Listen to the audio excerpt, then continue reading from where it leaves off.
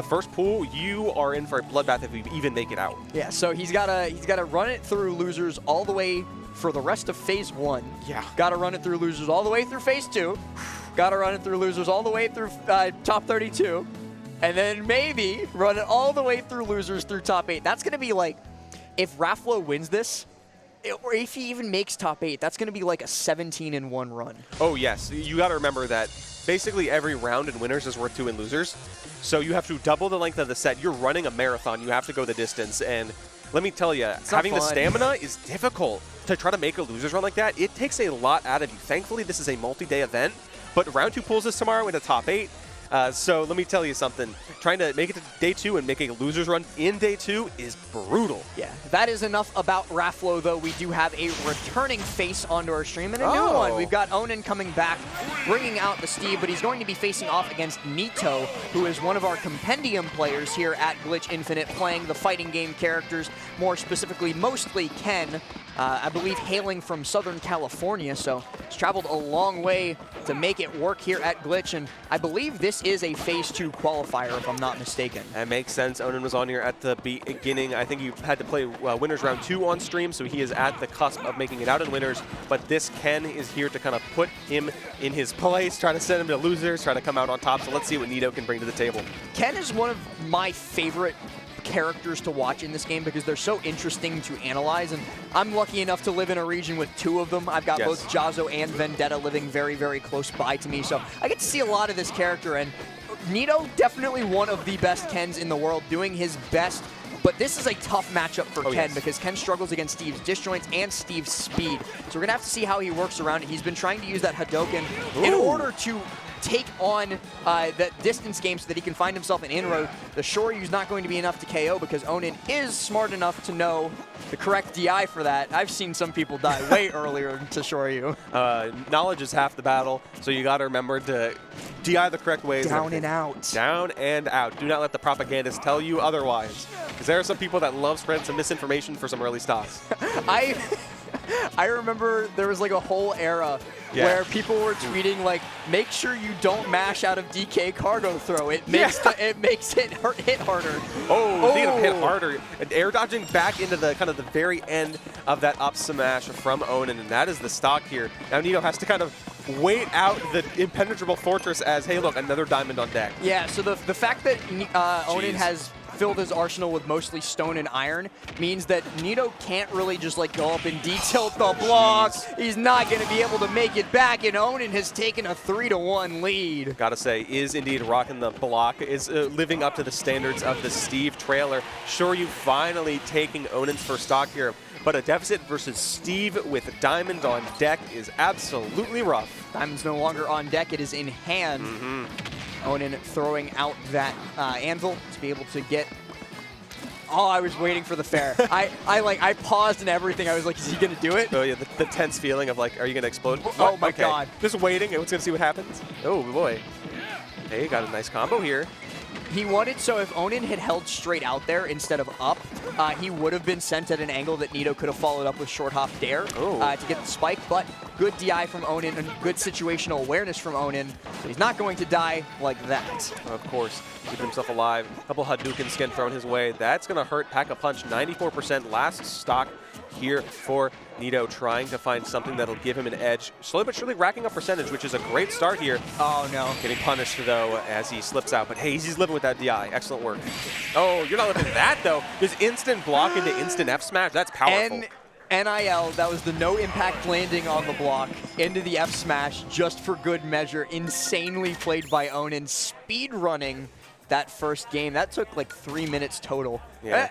It might be 3 minutes on the dot. No, okay. No, a little bit after. So see, no impact landing, full impact F smash. Difficult combo. That F smash do be hitting hard. It do be. Diamond? Oh. Devin just rubbing it in a little bit that I was wrong with my time call out. It was 4 seconds over, okay? And it happens to the best of us. I mean, diamonds are a girl's best friend, and Onin playing Alex, putting that into full force, because, oh my goodness, man. Diamond hurts. Like, I'm watching through the screen, and I see that, and I'm in physical pain. I've seen people die, like, sub 100% to Diamond Bear on town. It might hit harder than Roy Bear. I mean, that's why it's called Diamond. Diamond. Hey, that's what it's called. I mean, I'm not making up the names. And it looks like it's the run back to PS2. Onin trying to keep this win going for himself. Nito trying to say, that was just one game. I can take the full set. I can run the distance, and trying to answer back. Jeez, that's a lot of Almost getting shield broken there. That was not a fun spot to be in. 100%. I folded there, I'll admit it.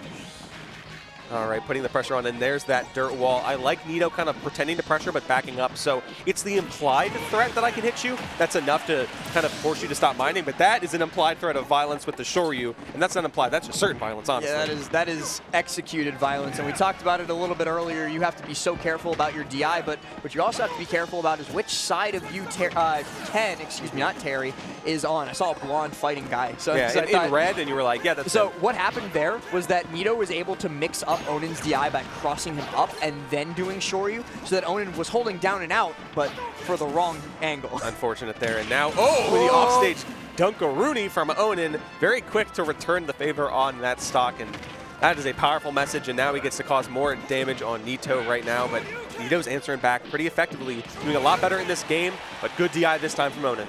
Onin has been having fantastic DI through all of these. It's actually very clear that he knows how to play against Ken and Ryu, because he's not been getting hit by a lot of things. Like a lot of the time we saw earlier, he had the correct DI out of the up tilt so that he didn't get caught by up tilt true Shoryu. We saw him, he's been DIing the Shoryus pretty frequently, so it's just, in general, very, very well played by Onin. I'm impressed. Oh, I love that. The kind of the feint into the F smash, but Onin is still controlling the stage while Nito is bouncing back as best he can. The get up attack on the Shoryu and blow him up with it. What a power move! Shoryu's invincibility just saved his life there. What a stylish way to secure that stock, but hey, Onin answers right back. One stock apiece here. Keeping it nice and even. 37%, yeah, now 52. Jeez. This lead is slowly starting to get away from Nito as Onin searches for a 2-0. Builds up that wall to get some more resources. Now has Diamond. All right, see, that's smart enough. Going to interrupt it, but guess what? Diamond still comes on deck because the anvil came out. I think that was a bait on purpose, if I'm not mistaken. I think Onin specifically started crafting, expecting Nito to jump over, and then just immediately forced him out of position with the anvil, so then he knew for a fact he'd be able to craft those diamond tools. Yeah, very smart awareness. A little bit low on resources, but with Nito off stage, he can cause some problems.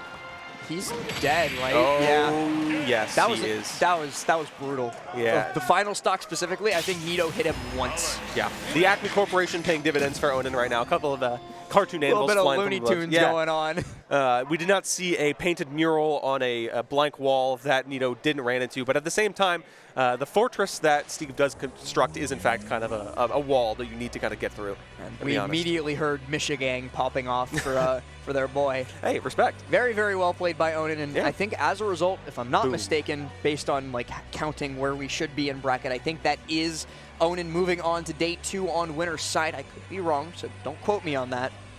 But good stuff to Onin. 100%. So excellent work continuing that winner's run. Steves are always a threat in bracket for sure. You saw who I just saw. This is going to be a loser's match coming up next. We got the return of Little Dill. Interesting. Wait, we saw Little Dill win earlier. Yeah, but I guess they must have lost at some point later because we're also seeing Little Dill go up against Leo Lee. Jeez. So that's